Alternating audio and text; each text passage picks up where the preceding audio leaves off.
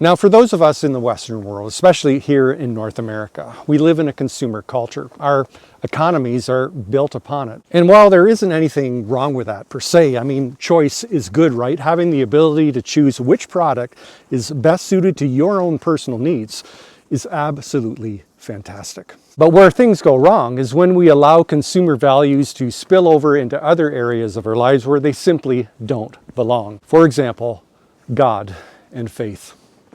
What I mean is when we approach God and faith with a shopping list, looking only for the things that we're wanting to buy. When we treat God like a brand of coffee, which might suit my personal taste but not yours, yet somehow that's supposedly all okay because our consumer mindset assumes that the God of the universe will conform to whatever flavor we want him to be. After all, the customer is always right. And that consumer mindset is so easy to fall into. In fact, I'd go even further and suggest that if we've never really thought about how it influences our thinking about God, about religion, well, then it already has. So in this brief video, we're going to be looking at 3 main points. I was playing Pictionary with the girls the other night. 3 basic points. And stick with me, especially to this one, as I think it deserves extra soul searching.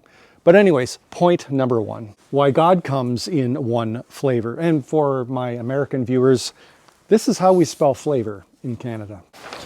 Now, suppose I was in a grocery store and for whatever reason, people, well, they mistook me for a famous movie star. And they surround me screaming, demanding their photo with me and my autograph. Now that would be awkward. However, suppose instead they mistook me for someone on the FBI's most wanted list. And soon I'm surrounded instead with a police SWAT team. Now that would be awkward. Now neither of those things are anywhere near to being true to who I really am. I'm just an ordinary guy, and what other people may think about me can never change certain fundamental things about me, such as I'm a 54-year-old Canadian male. I've been married 27 years, 28. I'll have to find out when I get home.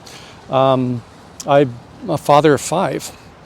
Now, I suppose someone could truly believe with all of their heart, be utterly convinced I'm someone that I'm not, but that would just mean they're simply wrong. Who I am doesn't depend upon someone else's mistaken ideas about me. Does that make sense? So, why would it be any different with God? Why do we assume as a culture that God is whoever we make him out to be? God is God. And he's not going to change on our whims and on our desires. And if we have views about him that are different to who he really is, well, then we're just plain wrong, pure and simple. Does that make sense? So just like us, God is who he is, and our opinions about him won't ever change that. He only comes in one flavor, take him or leave him. In this case, the customer isn't always right. All right, point number 2, junk food religion.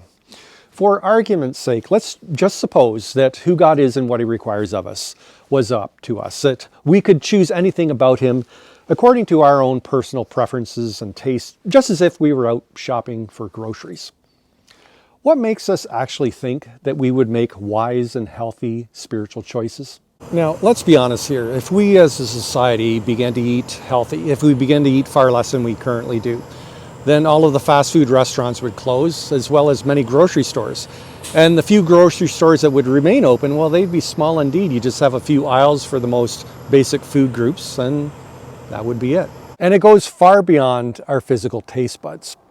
We all like to think of ourselves, including myself, as rational, that if offered the choice between something that was good for us versus something that was bad, 99 times out of 100, we'd make the right choice.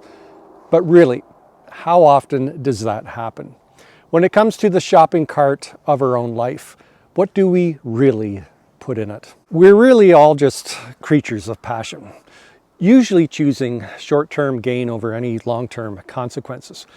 And I think it's no coincidence that for many modern people, they gravitate towards religious views that sugarcoat their beliefs, their lifestyles, their life choices.